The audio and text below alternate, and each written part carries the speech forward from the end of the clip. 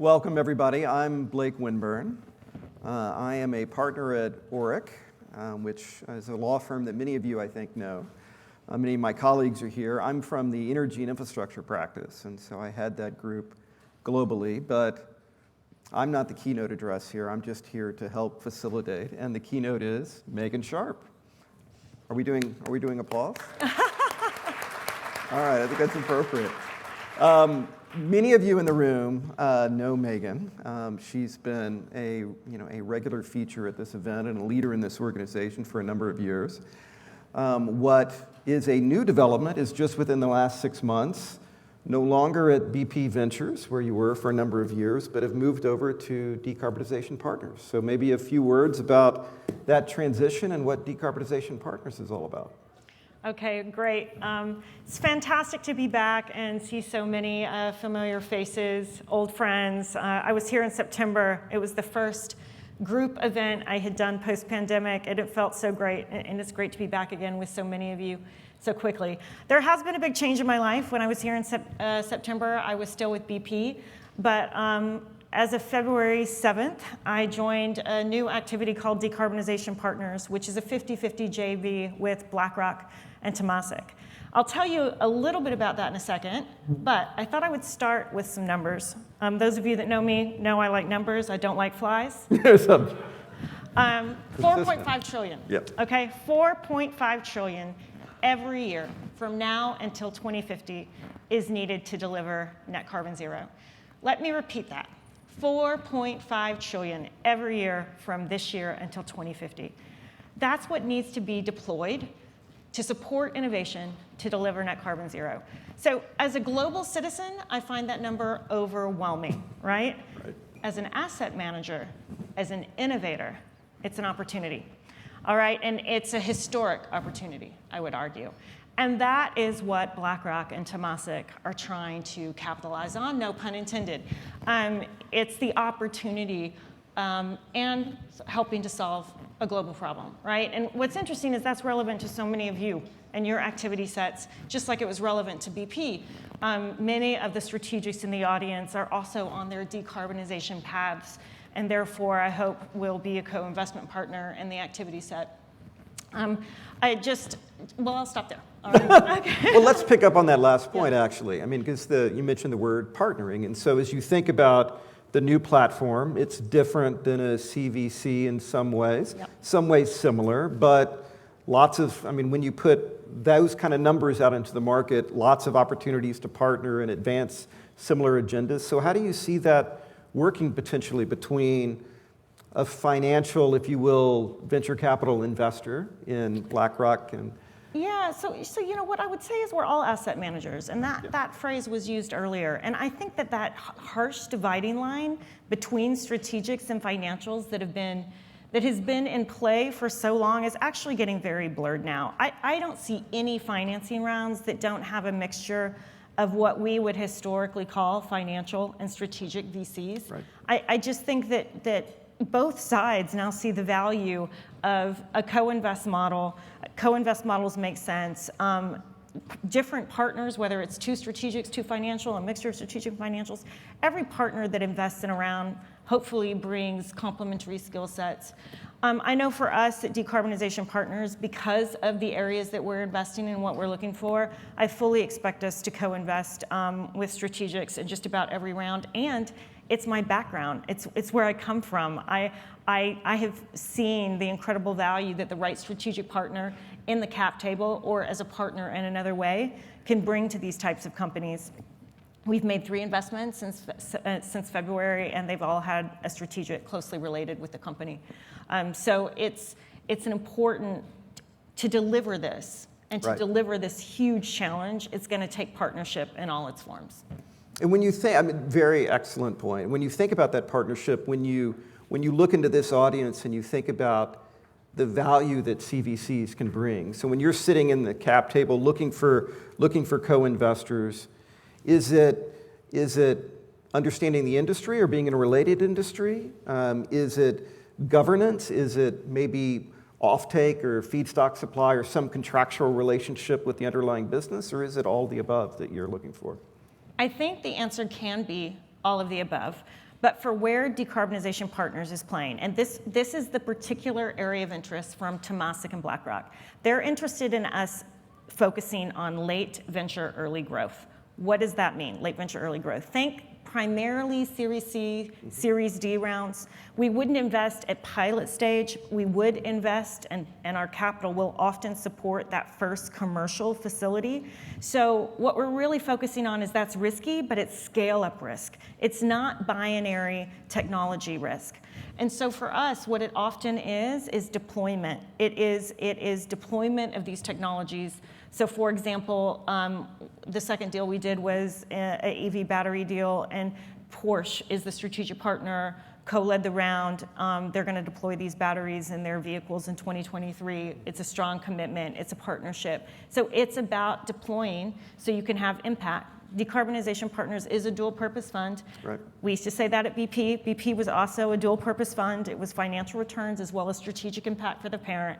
And Decarbonization Partners is a type of dual-purpose fund, and it is financial returns with a strong decarbonization impact. And so for us, the strategic partners are about deployment. Yeah, absolutely. And when you think about the deployment, where is that? I mean, you mentioned EV, but when you look at the broad world and the need and $4 trillion, and how do you look at the market and say, okay, he's following me now. How do you look at the market and decide these are the areas that Decarbonization Partners is going to look at and emphasize, either sector-wise, geography? What's the menu? So I'll answer that in two ways. Okay. First, I thought Jim was making a really interesting point this morning when he was talking about the new number of CVC units over the last couple of years and even recently. And I think a lot of that is driven by decarbonization. I really do. I think that a lot of companies are looking about how do we decarbonize, what are our own paths to net carbon zero. So many corporates here in the audience today have their own net carbon zero goals. And so they're looking for ways to innovate and partner to help them deliver that. And I think that's a role that corporate venture capital units will play. And it's a way that absolutely a critical piece of the puzzle to deliver this going forward. In terms of Decarbonization Partners, it is decarbonization broadly, all right? So it's carbon capture, utilization, and storage, carbon management, bio and low carbon products, low carbon or renewable power, advanced mobility, and the digital transformation. Right. And what we talk about is the digital transformation is absolutely critical because the software is going to make the hardware work and make the hardware work efficiently and optimally to reach those net carbon zero opportunities. And in particular, the only areas that will probably deprioritize broadly is food and ag. Not that it's not important, but Temasek already has a lot of coverage in those particular sectors. So we're focusing on one, where we think the skill sets of the current team lay, and Right. two, outside of food and ag. But everything else is really on the table. Awesome. Well, I want to circle back to the deployment conversation, but geographically, I mean, are there limitations or focus areas of where you're looking to make investments? So it is a global team. We have people in Singapore, we have people in London, we have people in New York, Houston, and San Francisco. And right now, if you're looking, we've kind of identified 180 companies. Out of those 180 companies, geographically, about 50% of that's in North America, 20 to 25 in APAC, and the rest is in Europe. So we are looking globally, Great, yeah. but just that's kind of where the pipeline's laying out. Of course, no, a great geographical spread. And so much activity, and when we think about coming back to the deployment conversation, I mean, we're seeing much of the same thing, and the way we're thinking about it, and we've talked about this a little bit, the way we're thinking about it is, how is this cycle different than last cycle? And one of the ways at ORIC that we thought about that is that really you're seeing more capital being available for exactly the part of the market you're thinking about, the deployment part of the market, the getting from a garage to actually competing in a marketplace that already exists. And we've talked a little bit about those markets, particularly from an energy and infrastructure perspective, being among the most highly regulated with well-financed incumbents, and so there's a real need for disruption.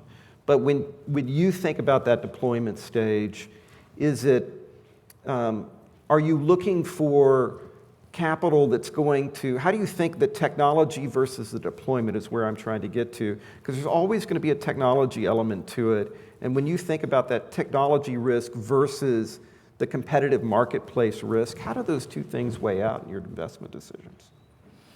So what's interesting about the 4.5 trillion number that I mentioned earlier is that only about half of it's accounted for. What do I mean by that? Only about half of it will be deployed in things that are already commercial today. So think wind and solar, and to some degree EVs, all right? Although we know EVs, to have the kind of impact and broad adoption that we need, there's still innovation around that as well. So it kind of straddles. The other 50% needs to be new innovation, right? So things that are nascent today that need to be scaled up, or things that haven't been invented yet, all right? So that's kind of how that plays out.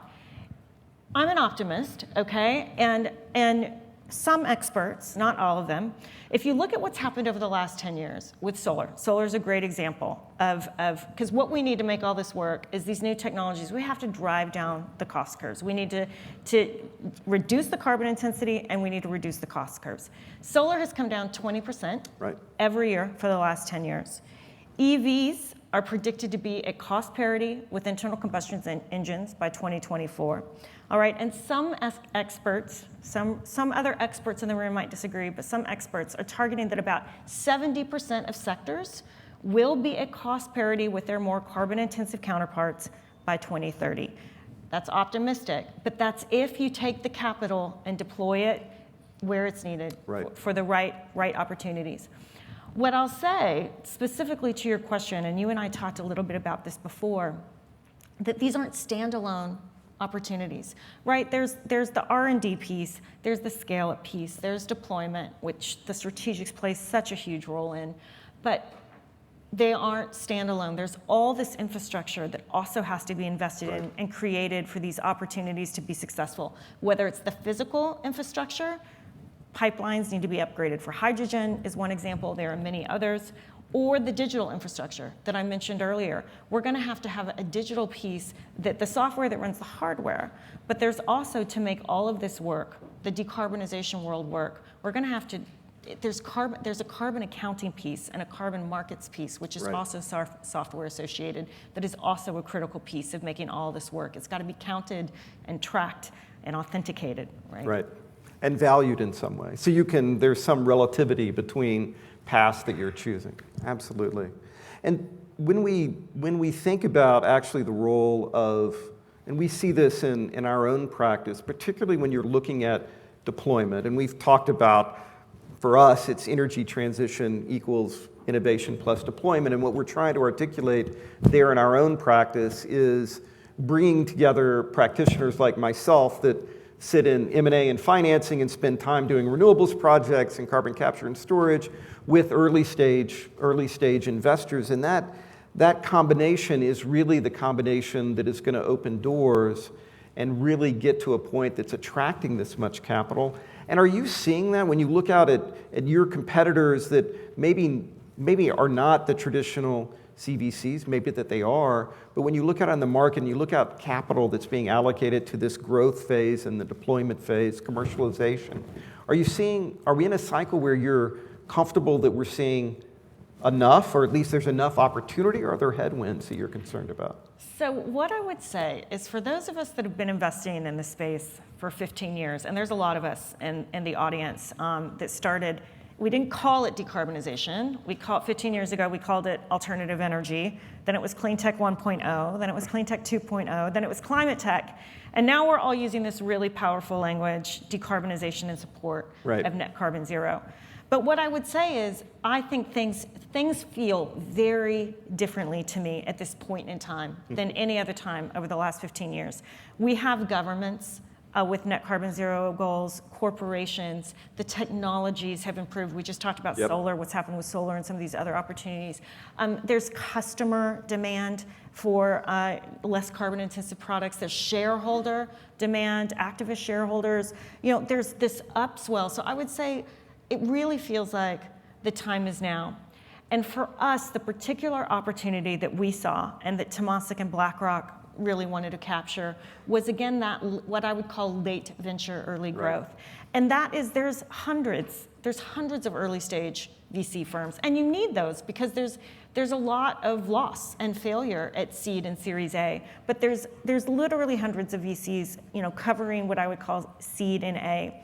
We see far fewer competitors in that growth phase where you can deploy kind of $100 million in capital, $400 million round, where you're really building plants. And some of these are capital intensive, right? This is heavy hardware that a lot of investors really shy away from. So for us, that is the sweet spot. It's that growth. People keep saying, we see a few funds now. There's TPG Rise Climate, or there's Beyond Net Zero, there's Decarbonization Partners. I was like, yeah, there's still on one hand, I said, we do have a co-investment model. We could use a few more. There's a lot to be done here. So I see them more as partners than competitors. Fantastic. So we actually began the day talking a little bit about headwinds and are we entering into a down cycle? And of course, unable to escape my own bias and perspective of the world, I'm sitting there thinking, yes, but not renewable energy and decarbonization. We're on the right path.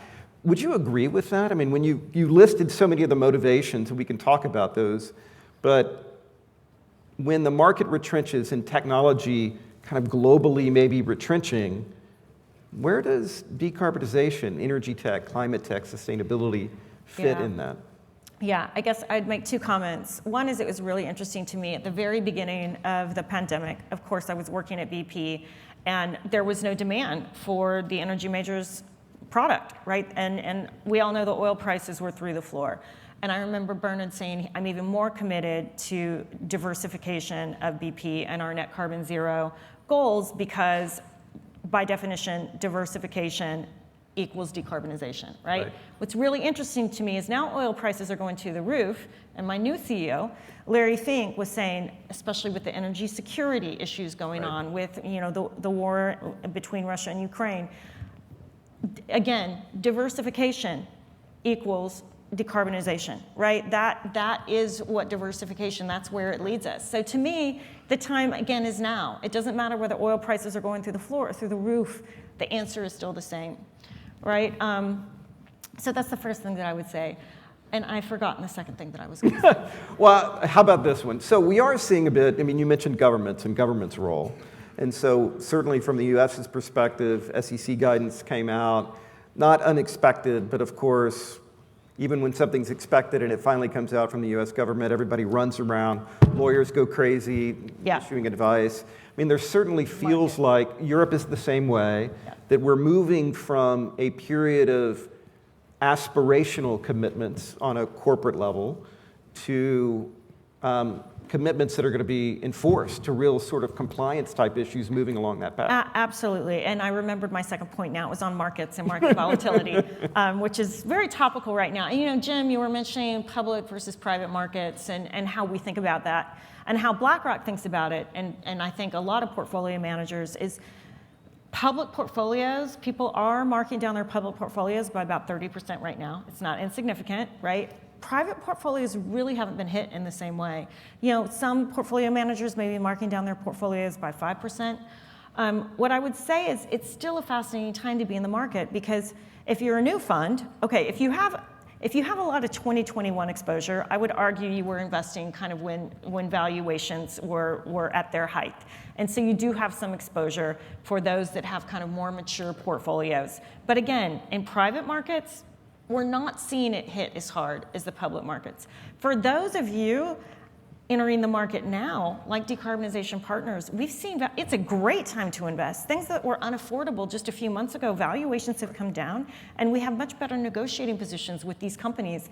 I would say it was a market correction, so I don't think people should kind of wait and not do anything until there's a recovery, because I would say it was a market correction with a lot of these valuations. So for those of us building our portfolios now, there's extraordinary opportunity. And I would agree with you that where a decarbonization demand and where so many of us are investing to transform our strategics, that's not going to go away. Yeah, absolutely. And it's really the case, flies back. It really is the case that so many of the corporations that are represented in this room have been such a driver. I'm flicking it over to you. I'm sorry about that. Have been such a driver for so long for really renewables adoption, moving towards a decarbonized future, and that's been driven by, honestly, corporate governance and choices. That BlackRock's been a huge leader in that, obviously. Yeah.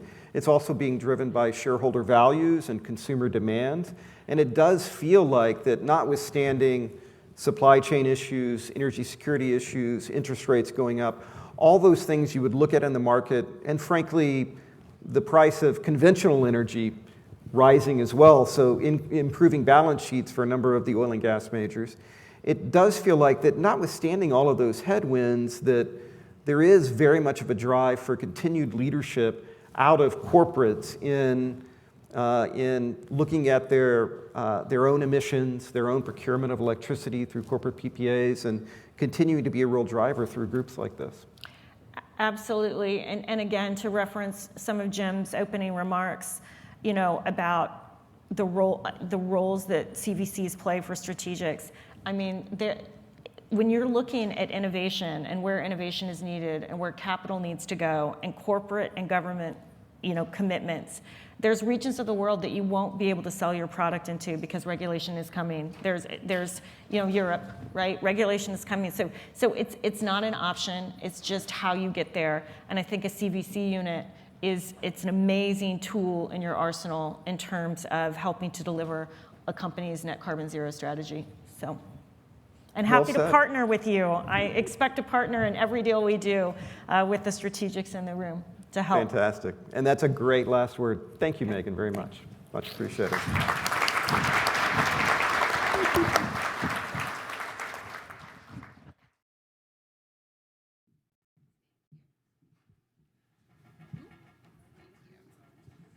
Well, good morning and welcome to day one of the Global Corporate Venturing and Innovation Summit. For those of you that don't know who I am, my name is Christina Riboldi. I'm the producer, and we're so excited to go back to the way we used to be in Monterey. So thank you very much for your time and commitment. I know that your schedule is jam-packed, and we appreciate you taking the time to make an appearance here at our summit. Before we move into the networking break, which will be through the back doors in the Regency foyer, I'd like to make a quick announcement. You'll see on the tables a book that was penned by Christine Goldlofsprin and Jim Mawson, who both are actually going to be stationed at our registration desk to do personalized signings and autographs. So please grab your books, which are on the table, and make your way to the registration desk if you wanted them to script some notes to you. Thank you very much, and we'll be back in this room in about 25 to 30 more minutes.